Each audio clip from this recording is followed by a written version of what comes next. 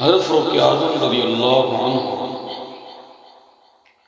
اکثر ایک دعا کیا کرتے تھے کہ یا اللہ شہادت کی موت عطا فرما اور رسول پاک صلی اللہ علیہ وسلم کی شہر میں عطا فرما۔ بندہ اللہ تعالیٰ سے مانگتا ہے اپنی حیثیت کے مطابق،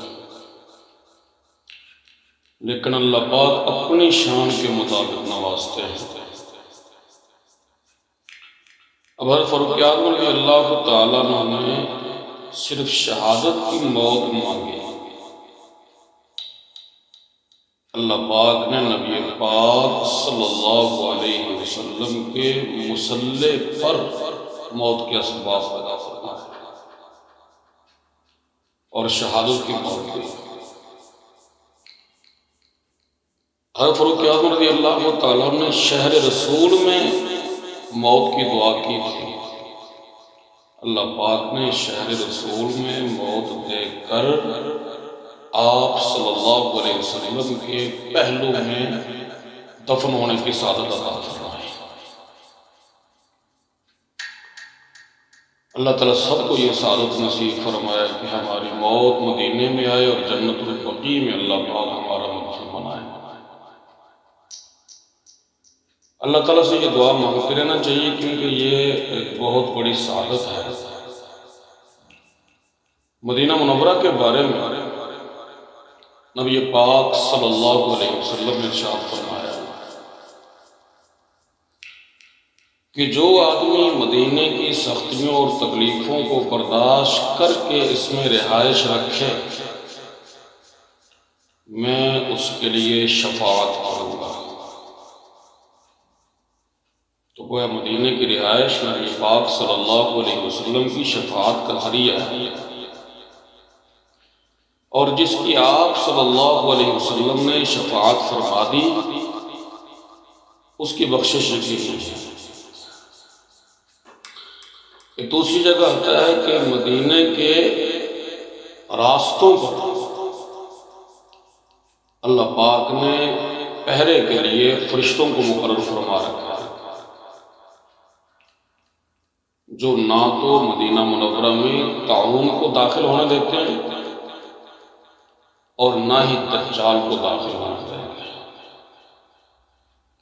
تو گویا مدینہ منورہ میں رہائش کا مل جانا یہ دجال کے فتنے سے بچنے کا بھی ذریعہ ہے۔ دجال آئے گا صحیح لیکن فرشتے اسے پیچھے دھکیل دیں گے۔ ہمارے اسلاف میں سے حضرت امام مالک رحمہ اللہ، انہوں نے مدینہ منورہ کی رہائش صرف اس لیے اختیار کی تاکہ میری موت وہاں پہ آئے اور وہیں پہ دفن ہو۔ بیت اللہ شریف کی زیارت کا بڑا شوق رہتا تھا، عمرہ کرنے کا، لیکن صرف اس وجہ سے باہر نہیں جاتے تھے کہ کہیں ایسا نہ ہو کہ میں شہر مدینہ چھوڑ کے جاؤں اور میری موت باہر آئے، پھر وہیں پہ مجھے دفن کر دیا۔ تو جب بیت اللہ شریف کی زیارت کا شوق حد سے بڑھا تو دعا مانگی یا پھر خواب میں نبی پاک صلی اللہ علیہ وسلم سے درخواست کی کہ میری موت کا وقت مجھے بتا دیا جائے تاکہ مجھے پتہ چل جائے کہ اس وقت میری موت آنی ہے، اس سے پہلے میں عمرے کی سعادت حاصل کروں۔ تو خواب میں نبی پاک صلی اللہ علیہ وسلم نے یوں 5 انگلیوں کا اشارہ کیا۔ اب حضرت امام مالک رحمہ اللہ اس اشارے کو سمجھ نہ سکے۔ اس وقت خوابوں کی تعبیر میں مہارت رکھنے والے بزرگ علامہ ابن سیرین رحمہ اللہ تھے، جن کی کتاب بھی ہے تعبیر الرؤیا، ان سے دیکھ کر خوابوں کی تعبیریں علماء بتاتے ہیں۔ تو حضرت امام مالک رحمہ اللہ نے ایک صاحب کو ان کی طرف روانہ کیا کہ خواب کی تعبیر پوچھ گیا کہ آپ صلی اللہ علیہ وسلم نے 5 انگلیوں کا اشارہ فرمایا ہے، اس سے مراد 5 سال ہیں، 5 مہینے ہیں، 5 دن ہیں۔ ساتھ شرط لگا دی کہ تعبیر پوچھتے ہوئے میرا نام نہ بتایا، لیکن علامہ ابن سیرین رحمہ اللہ نے شرط لگا دی کہ میں تعبیر تب بتاؤں گا جب مجھے نام کا پتہ چلا۔ تو درمیان میں جو قاصد تھا بالآخر اس نے نام بتا دیا۔ تو علامہ ابن سیرین رحمہ اللہ نے خواب کی تعبیر یہ بیان فرمائی کہ اس اشارے سے نہ تو 5 سال مراد ہیں، نہ 5 مہینے، نہ 5 دن، بلکہ اس کا مطلب یہ ہے کہ موت ان 5 چیزوں میں سے ہے جن کا علم اللہ کے سوا کسی کو نہیں ہے۔ ان اللہ عنده علم الساعۃ، قیامت کب آئے گی صرف اللہ جانتا ہے۔ وَيُنَزِّلُ الْغَيْثَ، بارش کا علم صرف اللہ کو ہے۔ لوگ اپنے اندازے سے بتا دیتے ہیں، اکثر وہ غلطی ہوتی ہے۔ وَيَعْلَمُ مَا فِي الْأَرْحَامِ، ماں کے پیٹ میں کیا کچھ ہے اللہ جانتے ہیں۔ وَمَا تَدْرِي نَفْسٌ مَاذَا تَكْسِبُ غَدًا، کون کل کو کیا کرے گا صرف اللہ جانتے ہیں۔ وَمَا تَدْرِي نَفْسٌ بِأَيِّ أَرْضٍ تَمُوتُ، کون کہاں مرے گا، موت کب آئے گی، اس کا علم بھی صرف اللہ کو ہے، اللہ کے علاوہ کوئی نہیں جانتا۔ بہرحال حضرت امام مالک رحمہ اللہ مدینہ منورہ سے باہر نہیں نکلتے تھے، صرف اس وجہ سے کہ کہیں باہر جا کر مجھے موت نہ آ جائے۔ تو بالآخر اللہ پاک نے یہ سعادت عطا فرمائی کہ ان کی وفات مدینہ منورہ میں ہی ہوئی اور جنت البقیع میں اس وقت بھی آرام فرما ہے۔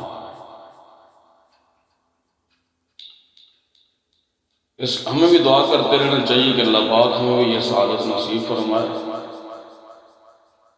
ہم تو اس قابل نہیں ہیں، ہماری تو آنکھیں اس قابل نہیں ہیں کہ نبی پاک صلی اللہ علیہ وسلم کے روضہ اطہر کی زیارت کریں، گناہوں میں ڈوبی ہوئی ہیں۔ ہم اللہ پاک سے جو دعا مانگتے ہیں کہ یا اللہ ہمیں مدینہ منورہ کی حاضری نصیب فرما دے، یہ بھی چھوٹا منہ بڑی بات ہے، لیکن ہمیں اپنی طرف نظر کرنے کے بجائے اللہ کی شان کریمی پہ نظر رکھ کے دعا کرنی چاہیے۔ اللہ تعالیٰ کے یہاں کچھ بھی مشکل نہیں ہے، اور اللہ پاک وہاں پہنچانے کے لیے پیسے کے محتاج نہیں، بس بندے کی طرف دیکھتے ہیں اللہ تعالیٰ، اور اسباب خود پیدا فرمائے۔ اللہ پاک وہاں حاضری نصیب فرمائے تو بیت اللہ شریف ملتزم کے ساتھ چمٹ کر اللہ تعالیٰ سے یہ دعا مانگی جائے کہ یا اللہ اپنے گھر کی اور آپ صلی اللہ علیہ وسلم کے روضہ اطہر کی بار بار حاضری نصیب فرما، اور پھر بلاخر یہیں آیا ہوا ہوں مدینہ منورہ میں، اور میرا کام پورا ہو جائے، یہی مجھے ختم کر دیا جائے۔ ملتزم پہ جو دعا مانگی جاتی ہے اللہ پاک نقل قبول فرماتے ہیں۔ ملتزم عام لوگ یہ سمجھتے ہیں کہ بیت اللہ شریف کے دروازے کو کہتے ہیں، یہ ٹھیک نہیں۔ دروازہ دائیں طرف ہو، حجر اسود بائیں طرف ہو، تو درمیان میں جو جگہ ہے اس کا نام ملتزم ہے۔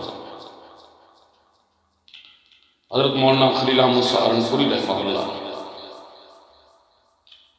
حضرت نے ملتزم سے چمٹ کر یہ دعا مانگا کہ اے اللہ مجھے مدینے کی موت اور مدینے کا دفن نصیب فرما۔ اللہ پاک ان کی دعا قبول فرمائے۔ حضرت مدینے میں رہائش رکھی اور فرمایا کرتے تھے کہ پیسہ کمانے کے میرے پاس بڑے گر ہیں، اور ایسے گر ہیں کہ مدینے میں رہ کر بھی کروڑ پتی بن سکتا ہوں، لیکن میں تو یہاں شاہوں کے قدموں میں آیا بیٹھا ہوں تاکہ میری یہیں پہ جان نکل جائے اور یہیں میری لاش رہ جائے، پیسہ کمانے کے لیے آیا نہیں۔ تو پھر اللہ پاک نے یہ سعادت نصیب فرمائی، ان کی دعا قبول فرمائی۔ حضرت مولانا خلیل احمد سہارنپوری رحمہ اللہ اس وقت جنت البقیع میں آرام فرما ہے۔ اللہ اکبر۔ باقی اتنی بات ذرا ذہن میں رکھنی چاہیے کہ ملتزم پہ اگر ہجوم ہو تو کسی کو تکلیف دے کر دھکا دے کر آگے نہیں جانا چاہیے۔ ملتزم کے پاس جانے کے لیے یا حجر اسود کو بوسہ دینے کے لیے نہ دھکا دینا صحیح ہے نہ دھکا لینا صحیح ہے۔ حجر اسود کو بوسہ دینا فرض نہیں ہے، لیکن مسلمان کو تکلیف سے بچانا یہ فرض ہے۔ اس لیے کسی کو تکلیف پہنچا کر ہاں کسی ایسے وقت کا انتخاب کیا جائے جس میں ہجوم کم ہو۔ ایک بزرگوں نے اس پہ ایک عمل بھی لکھا ہے کہ جس آدمی کو ملتزم کے پاس جانے کے لیے رستہ نہ مل رہا ہو، ہجوم ہو، موقع نہ مل رہا ہو، تو اسے چاہیے کہ وہاں جہاں مطلب ہے کہ وہ لوگ جہاں پر آخری بندہ کھڑا ہوا ہے اس کے پیچھے کھڑا ہو جائے اور تیسرے کلمے کا ورد شروع کر دے۔ اس ورد کی برکت سے ایک بندہ ہٹے گا تھوڑا آگے ہوگا، دوسرا ہٹے گا آگے ہوگا، تیسرا ہٹے گا آگے، انشاءاللہ 10-15 منٹ تک آپ کا سینہ ملتزم کے ساتھ چمٹا ہوا ہوگا۔ لیکن دھکے دے کر جانا یہ درست نہیں۔ اسی طرح نبی پاک صلی اللہ علیہ وسلم کے روضہ اطہر پر جب حاضری ہو تو وہاں بھی دھکم پیر سے کام نہیں لینا چاہیے، بڑے ادب و احترام کے ساتھ آپ کی خدمت میں سلام پیش کیا جائے اور آہستہ آواز سے پیش کیا جائے۔ بہت اونچی آواز سے چیخ چیخ کر کے پیش کرنا یہ بے ادبی ہے۔ احترام کے ساتھ آپ کی خدمت میں، کیونکہ آپ صلی اللہ علیہ وسلم ہمارا سلام جو وہاں جا کر پیش کیا جاتا ہے سنتے بھی ہیں اور اس کا جواب بھی دیتے ہیں۔ جب آپ سنتے ہیں تو ظاہر بات ہے کہ زیادہ اونچی آواز سے چلانے کی وجہ سے تکلیف محسوس ہوگی، اس لیے ذرا آہستہ۔ ہمارے ایک بزرگ گزرے ہیں مولانا بدر عالم میفٹھی رحمہ اللہ، کہتے ہیں کہ لوگ جب روضہ اطہر کے سامنے کھڑے ہو کر اونچی اونچی آواز سے سلام پیش کرتے تو میں انہیں تنبیہ کر دیتا کہ بھئی ایسا نہیں کرو، آہستہ آواز سے احترام کے ساتھ۔ ایک دن خواب میں نبی پاک صلی اللہ علیہ وسلم کی زیارت ہوئی۔ میں نے آپ سے عرض کیا یا رسول اللہ، لوگ بہت زیادہ اونچی آواز سے چلا چلا کر سلام پیش کرتے ہیں، آپ کو تکلیف ضرور ہوتی ہوگی۔ تو نبی پاک صلی اللہ علیہ وسلم نے ارشاد فرمایا، یہ سب کچھ محبت میں کرتے ہیں، لکھا نہیں دیا کرتے۔ تو میں نے سوچا کہ جب آپ صلی اللہ علیہ وسلم ان کی اس محبت کی وجہ سے درگزر کیے ہوئے ہیں تو پھر میں کون ہوتا ہوں درمیان میں بات کرنا۔ اس کے بعد میں نے تنبیہ کرنا چھوڑا۔ تو ہمارے لیے حکم تو یہی ہے کہ ادب کے ساتھ، لیکن اگر عشق میں آ کر معاملہ قابو سے نکل جائے تو پھر بہرحال پریشان ہونے کی بھی ضرورت نہیں ہے۔ اور مدینہ منورہ پہنچ کر نفلی عبادات میں سے سب سے افضل عبادت وہ نبی پاک صلی اللہ علیہ وسلم کے روضہ اطہر پر درود و سلام پڑھنا ہے۔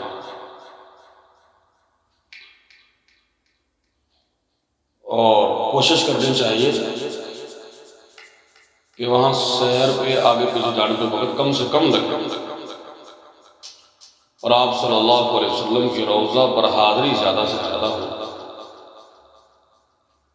جو آدمی 40 نمازیں مسجد نبوی کے اندر ادا کرتا ہے اس کے بارے میں آتا ہے کہ اللہ اسے نفاق سے بری کر دیتے ہیں، دوزخ سے بری فرما دیتے ہیں اور عذاب سے بری کر دیتے ہیں۔ اس لیے اگر وہاں آدمی کہیں چلا بھی جائے تو نماز کے وقت کو ذہن میں رکھنا چاہیے اور پر وقت آ کر مسجد میں بیٹھ کر تکبیر اولیٰ کے ساتھ نماز ادا کرنے کی کوشش کرنی چاہیے۔ یہ فضیلت بھی اسی صورت میں حاصل ہوگی۔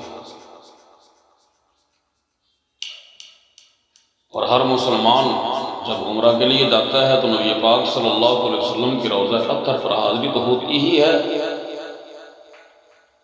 اور جو لوگ اسے ٹھیک نہیں سمجھتے یا وہاں جانے کو ٹھیک سمجھتے ہیں، درود و سلام پڑھنے کو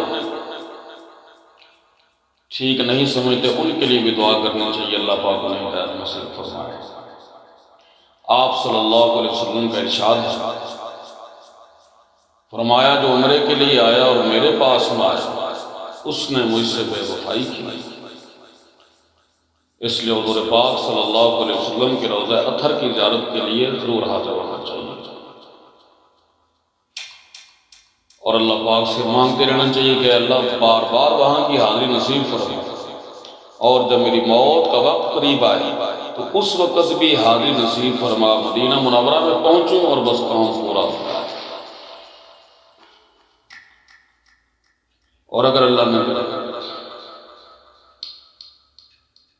وہاں کی موت نصیب نہیں ہوتی، اللہ پاک اسباب پیدا نہیں فرماتے کسی حکمت کے تحت، تو بھی گھبرانے کی ضرورت نہیں۔ جس آدمی کی زندگی سنت کے مطابق گزرے وہ دور رہ کر بھی مدینے میں ہے، اور جس کی زندگی سنت کے مطابق نہ ہو وہ مدینے میں رہ کر بھی مدینے سے دور ہے۔ اور اللہ تعالیٰ تو اس بات پر بھی قادر ہیں کہ ہماری موت یہاں پر آئے اور اللہ پاک ہماری لاش کو جنت البقیع میں پہنچا دے۔ بلکہ اس پر ایک واقعہ ذہن میں آیا، ہمارے لاہور کے بزرگ گزرے ہیں سید نفیس الحسینی شاہ صاحب رحمۃ اللہ علیہ، میرے حضرت مفتی محمد حسن صاحب دامت برکاتہ عالیہ فرماتے ہیں کہ ہم ایک مرتبہ مدینہ منورہ کے سفر میں اکٹھے تھے، تو حضرت کی ایک عرب نے دعوت کی، اس کا گھر بیر روما کے پاس تھا۔ اس نے ایک عجیب بات سنا، کہنے لگا کہ پہلے میرا گھر جنت البقیع کے بالکل قریب تھا، اور میں نے کئی مرتبہ اپنی آنکھوں سے دیکھا رات کے وقت اللہ تعالیٰ کے غیبی نظام کے تحت بہت ساری لاشوں کو جنت البقیع سے نکال کر کہیں اور لے جایا جاتا ہے، اور بہت ساری لاشوں کو کہیں اور سے جنت البقیع میں لایا جاتا ہے۔ میں حیران ہوا، تو میرے تعجب کو دیکھ کر شاہ صاحب فرمانے لگے کہ میں تجھے بتاتا ہوں کیسے ہوتا ہے۔ فرمایا کہ بہت سارے لوگ اس قابل ہوتے ہیں کہ انہیں جنت البقیع میں دفن کیا جائے، لیکن اتفاق سے ان کی موت کہیں اور آتی ہے، وہیں دفن کر دیے جاتے ہیں، تو اللہ پاک اپنے غیبی نظام کے تحت ان کو یہاں منتقل کر دیتے ہیں۔ اور بہت سارے لوگ ایسے ہوتے ہیں جس قبرستان کے قابل نہیں ہوتے، لیکن موت یہاں آتی ہے، ان کو دفن یہیں پہ کر دیا جاتا ہے، ان کو نکال کر اللہ کے غیبی نظام کے تحت کہیں اور پہنچا دیا جاتا ہے۔ اللہ پاک ہم سب کو نبی پاک صلی اللہ علیہ وسلم کی اتباع میں زندگی گزارنے کی اور پھر مدینہ منورہ کی بار بار حاضری کی توفیق نصیب فرمائے، اور اللہ تعالیٰ جنت البقیع میں دفن ہونے کی سعادت نصیب فرمائے۔ وآخر دعوانا